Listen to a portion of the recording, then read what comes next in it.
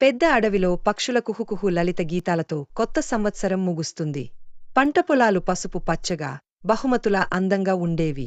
సంక్రాంతి సమీపించడంతో పక్షుల రాజు గరుడుడు ఒక గొప్ప కార్యక్రమాన్ని ప్రకటించాడు.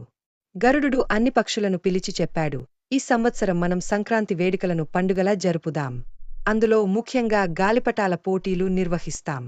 ప్రతి పక్షి గాలిపటం తయారుచేసి, ఎగరేసి, బహుమతి గెలుచుకోవచ్చుట్. పక్షులు అన్నీ చాలా ఉత్సాహంగా సిద్ధమయ్యాయి. కబుతరు, కొంగ, నెమలి, కొంగతో పాటు చిన్న చిట్టి గుడ్లగుబ కూడా పోటీలో పాల్గొనేందుకు ఉత్సాహంగా ఉండింది. కబుతరు తలచుకుంది, నా గాలిపటాన్ని పటిష్కంగా, అందంగా తయారు చేస్తానుట్. గుడ్లగుబ ఆలోచించింది, నా గాలిపటం రంగురంగులుగా ఉండాలి. అంతేకాదు, వేగంగా ఎగరాలిట్. నెమలి అందమైన ఆకారాలతో గాలిపటాన్ని రూపొందించింది. కొంగ తన గాలిపటానికి వింత ఆకృతిని ఇచ్చింది. పక్షులన్నీ తమ గాలిపటాలను సిద్ధం చేసుకుని రాజు గరుడుడి ముందుకు వచ్చాయి. గాలిపటాల పోటీ మొదలైంది. మొదట నెమలి గాలిపటం ఆకాశంలో వలయాలు గీయడం మొదలుపెట్టింది. తర్వాత కబుతరు గాలిపటం నిష్క్రమంగా ఎగరడం మొదలుపెట్టింది. గుడ్లగుబ గాలిపటం ఆకాశంలో హరివిల్లులా మెరుస్తోంది. తీవ్ర పోటీ మధ్య కొంగ గాలిపటానికి సుత్తి తెగిపోవడం వల్ల అది కిందపడింది. కాని గుడ్లగుబ తన గాలిపటాన్ని అర్థాంతరంగా వదిలి కొంగ గాలిపటానికి సాయం చేస్తూ అందరి హృదయాలను గెలుచుకుంది.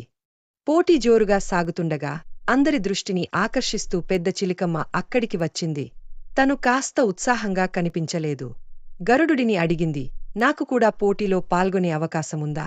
కాని నా గాలిపటం ఇంకా సిద్ధం కాలేదు. తయారు చేయడం నేనెప్పుడూ నేర్చుకోలేదుట్.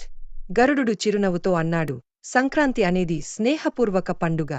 అందరూ సాయం చేస్తారు. నువ్వు ప్రయత్నించు, పక్షులన్నీ నీకు సహాయం చేస్తాయి. నెమలి చెప్పింది, పెద్ద చిలుకమ్మ, నీ గాలిపటానికి రంగులు నేను వేసి ఇస్తానుట్. చిలుక ఉత్సాహంగా చెప్పింది, సుత్తిని బలంగా కట్టడానికి నేనుండాలిట్. కబుతరు కాగితాన్ని బాగా మడిచింది. కొంగ గాలిపటానికి సరైన ఆకారాన్ని ఇచ్చింది. అందరూ కలిసి పెద్ద చిలుకమ్మకు అద్భుతమైన గాలిపటాన్ని తయారు చేశారు. పెద్ద చిలుకమ్మ ఆ స్నేహపూర్వకతకు చలించిపోయింది. మీ అందరికీ కృతజ్ఞతలు, అంది. పెద్ద చిలుకమ్మ తన గాలిపటాన్ని ఆకాశంలోకి ఎగరేసింది. అది వెనుకబడినప్పటికీ పెద్ద చిలుక అద్భుతమైన నియంత్రణతో గాలిపటాన్ని నెమ్మదిగా పైకెత్తింది.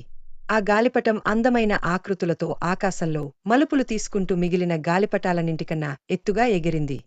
అందరూ ఆశ్చర్యంతో చూడసాగారు. చివరికి పెద్ద చిలుకమ్మ గాలిపటమే పోటీ గెలిచింది.